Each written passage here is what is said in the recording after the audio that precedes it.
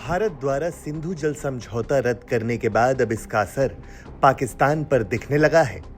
Indus river system authority ने चिनाब नदी में जल प्रवाह में भारी उतार चढ़ाव को गंभीर चिंता का विषय बताया है और कहा कि इसका असर सेंट्रल पंजाब के चावल क्षेत्र और मंगला डैम के जल भंडारण पर भी पड़ रहा है। इंडस रिवर सिस्टम अथॉरिटी के प्रवक्ता खालिद इदरीस राणा इसको लेकर जानकारी साझा की। खालिद इदरीस राणा का बयान, भारत द्वारा चिनाब के जल प्रवाह में कमी से न सिर्फ खारे फसलों विशेष रूप से चावल पर खतरा मंडरा रहा है, साथ ही मंगला डैम के जल भंडारण पर भी असर पड़ सकता है। Pakistan commissioner for Indus waters को हर घंटे जल प्रवाह का डेटा मिलता है, जबकि IRSA को औसत डेटा मिलता है।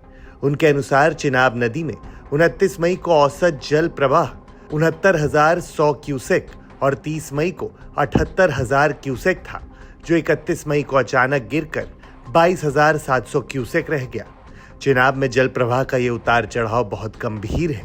सेंट्रल पंजाब के चावल क्षेत्र की सिंचाई जरूरतों को पूरा करने के लिए IRSA ने मंगला जलाशय से जल प्रवाह को 10,000 क्यूसेक से बढ़ाकर 25,000 क्यूसेक कर दिया है। हालांकि अगर यही स्थिति बनी रही तो मंगला डैम का जल भंडारण गंभीर रूप से प्रभावित होगा।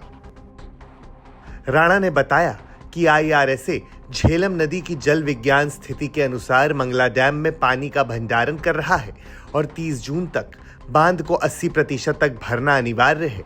इसी बीच खालिद राणा ने चेतावनी दी है। खालिद इदरीस राणा का बयान, भारत द्वारा चिनाब नदी के जल प्रवाह को कम ज्यादा करने ने सेंट्रल पंजाब के चावल क्षेत्र को खतरे में डाल दिया है और ये मंगला बांध के भराव को भी प्रभावित करेगा।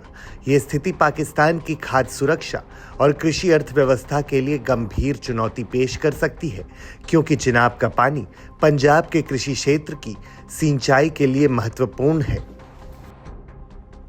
IRSA ने भारत से सिंधु जल संधि के तहत जल साझा करने की प्रतिबद्धताओं का पालन करने की अपील की है।